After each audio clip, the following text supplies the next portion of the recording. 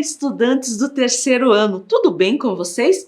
Então temos mais uma aula de história. Vamos lembrar dos nossos combinados. Se você precisar sair de casa, use máscara, mas use da maneira correta.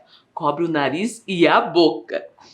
Lave sempre suas mãos e escolha um lugar bem confortável para você assistir às aulas, colocar seus materiais, fazer as atividades e aprender muito, certo? E quais os materiais que nós vamos utilizar hoje? O caderno ou a folha para registrar a aula, lápis, borracha, lápis de cor. Eu vou dar um tempo para você deixar esse material bem pertinho de você, certo?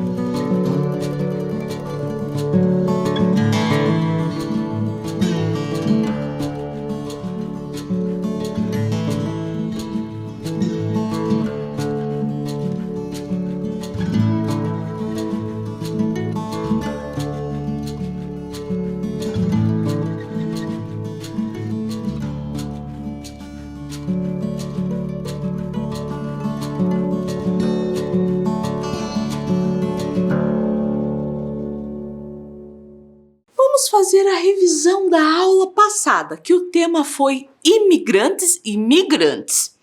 Na aula passada, nós aprendemos a diferença entre essas palavras, emigrantes, migrantes e imigrantes.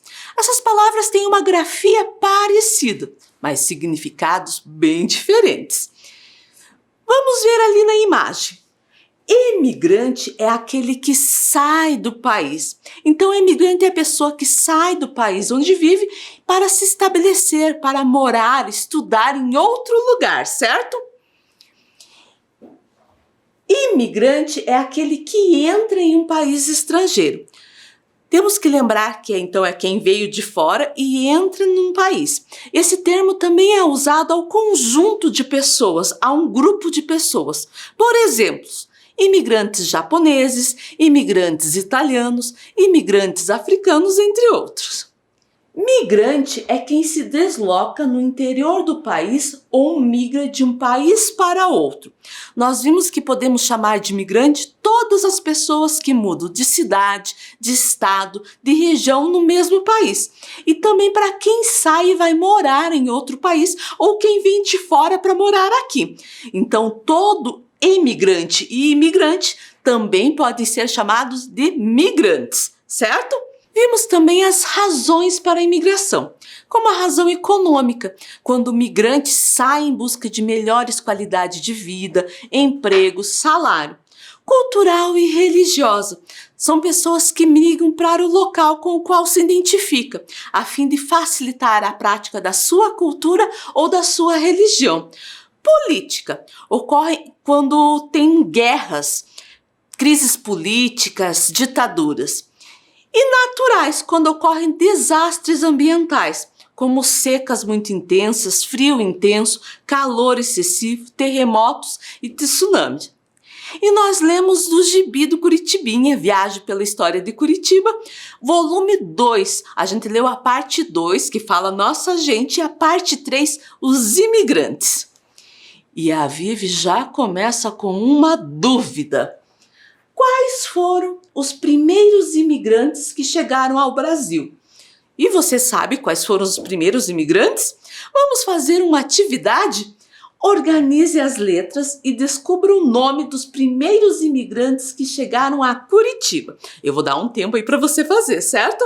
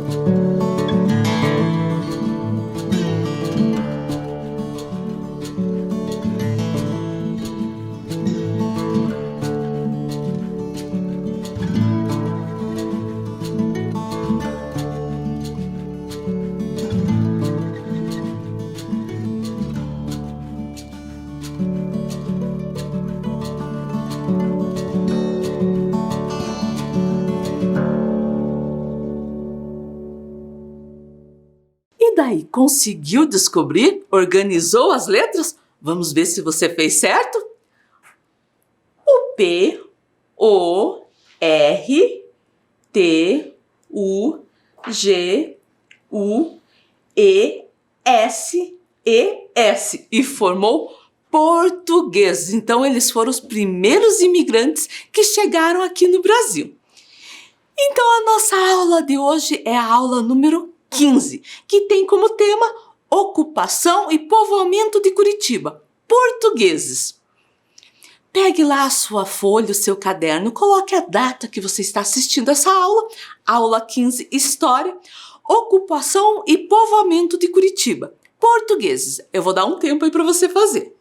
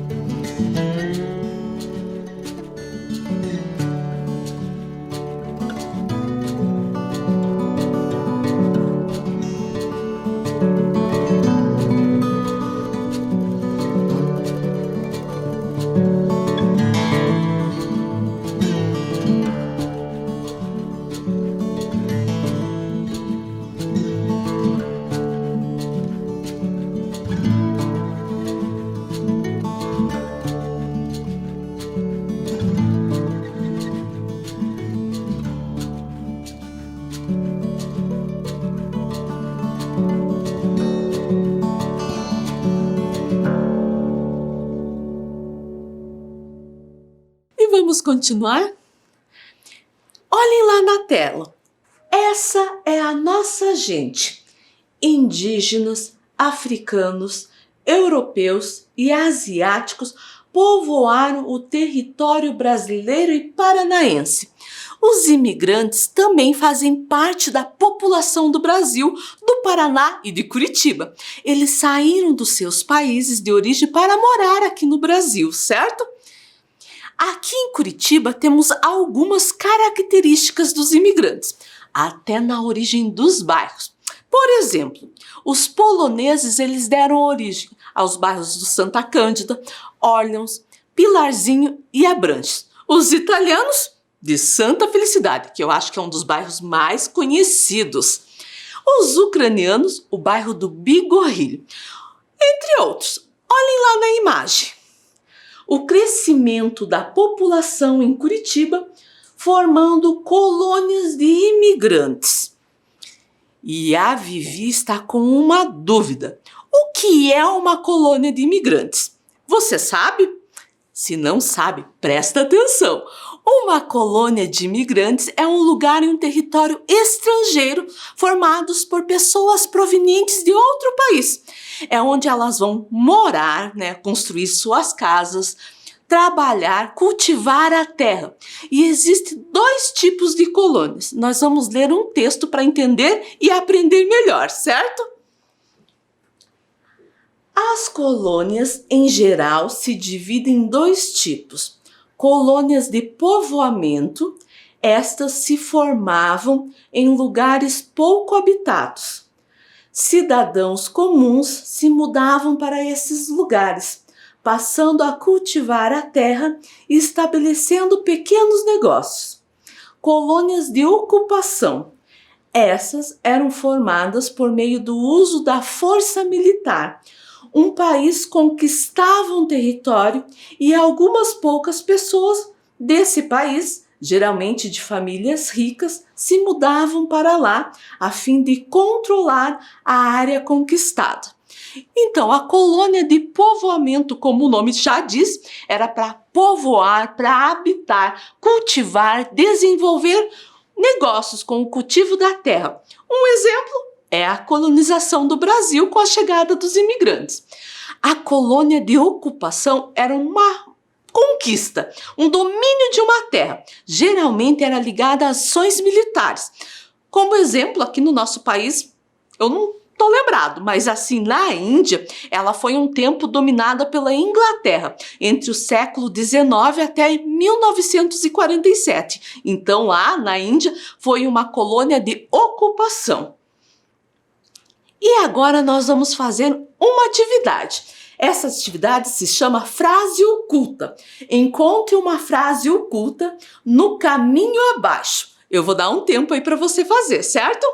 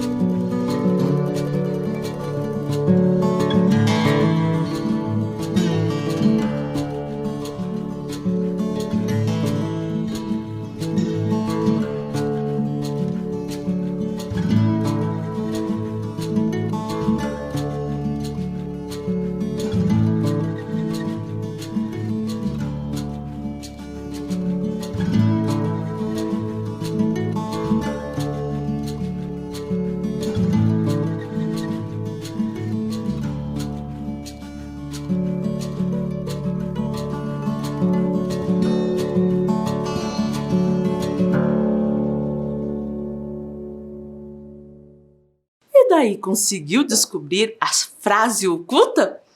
A frase é: os imigrantes ajudaram a construir Curitiba. Vimos que os primeiros imigrantes que vieram e ajudaram a construir Curitiba foram os portugueses. E você sabia que nós já estudamos sobre eles? Estão lembrados? Vamos recordar? Lembra dos bandeirantes? Os bandeirantes, eles eram portugueses. E vocês lembram o que eles faziam? Eles eram desbravadores que montavam comitiva e iam conhecer as terras que ainda não eram colonizadas, que não eram habitadas pelos indígenas. Então, já estudamos sobre eles, né? Outros imigrantes que nós estudamos foram os tropeiros. Lembra disso? E lembra o que eles faziam? Os primeiros tropeiros, então, também eram portugueses. Eles eram condutores de mulas e de animais, e também comerciantes. E eles faziam o comércio, além dos animais, também dos alimentos. Lembra qual era o alimento que eles mais faziam esse comércio? O charque. E a Vivi está bem curiosa, e ela tem mais uma pergunta. Os imigrantes portugueses vieram de qual país? Você sabe que país é esse? Portugal! Nessa tela estamos vendo um mapa mundi, também chamado de mapa mundo ou planisfério. Ele é uma representação cartográfica plana, em escala reduzida. Mostra toda a superfície do planeta Terra. E vamos destacar aqui o Brasil. E agora, Portugal, de onde vieram os portugueses. Vamos conhecer um pouquinho mais de Portugal? Portugal é um país no sul da Europa, localizado na Península Ibérica, que faz fronteira com a Espanha e com o Oceano Atlântico. Essa proximidade com o oceano influenciou muitos aspectos da cultura e também o Império Marítimo, as grandes navegações. E na imagem aparecem 3 pontos turísticos do país: a Torre de Belém, que fica em Lisboa, a Ponte Dom Luís, que fica em Porto, e o Santuário de Fátima, que fica em Fátima. E aí, a bandeira de Portugal. A bandeira de Portugal é um retângulo dividido em 2 cores, verde e vermelho, só que ela não é dividida bem no meio, ela é mais do ladinho, certo? E essa bandeira em cima tem uma esfera com o escudo português. E essa bandeira só começou a ser usada em 1910 com a proclamação da República. Ou seja, antes disso, Portugal era uma monarquia. Ele não tinha um presidente, mas sim um rei. E a Vivi tem mais perguntas. Por que os portugueses vieram para o Brasil? Para responder essa questão, nós vamos ler um texto do IBGE. O IBGE é o Instituto Brasileiro de Geografia e Estatística, um instituto público da administração federal que foi criado em 1934, e ele que traz as principais informações e dados sobre o nosso país. Vamos ler o texto? Entre os primeiros portugueses a chegarem no Brasil estavam os imigrantes mais abastados que fixaram suas residências principalmente em Pernambuco e na Bahia. Vieram em busca de lucros no trabalho com a produção de açúcar. Também, nesse mesmo período, Portugal incentivou a migração para suprir as deficiências do povoamento no Novo Mundo. Calcula-se que durante os 2 primeiros séculos de povoamento, nas regiões centrais da Bahia e Pernambuco, os imigrantes portugueses correspondiam a cerca de 10% a 20% da população. Mas em áreas rurais, como é o caso do Maranhão, essa cifra representava aproximadamente de 80% a 90% do total de portugueses da região. Nesse mesmo período, também vieram para o Brasil cristãos novos e ciganos, ambos fugindo de perseguições religiosas. O período em que fica mais evidente a vinda dos imigrantes mais ricos é entre 1808 e 1817, quando cerca de 10 a 15 mil portugueses chegaram nessas terras. Eles pertenciam à corte de Dom João VI e eram indivíduos que possuíam médio ou grandes comércios. Além disso, tinham um nível de educação mais elevado do que a média da população portuguesa da época.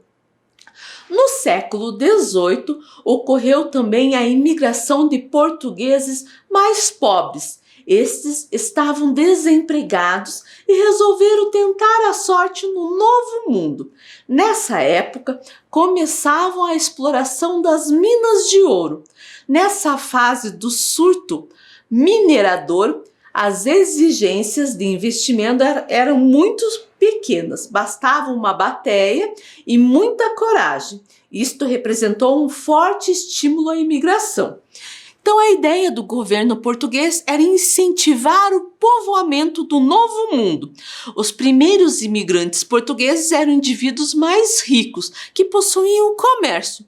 Vieram para as novas terras a fim de lucrar com o trabalho com a produção de açúcar. Tanto que esses imigrantes vieram para áreas rurais.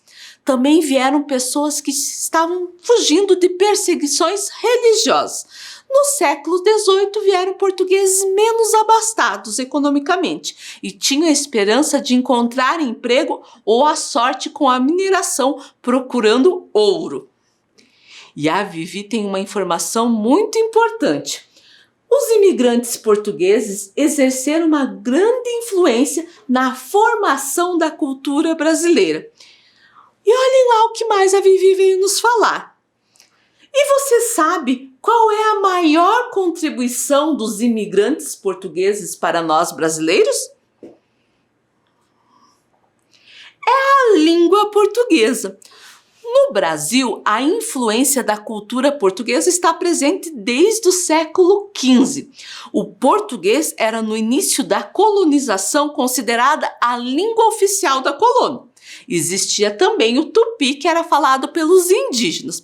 No final do século XVII, fizeram uma lei tentando proibir o tupi em virtude da chegada dos imigrantes.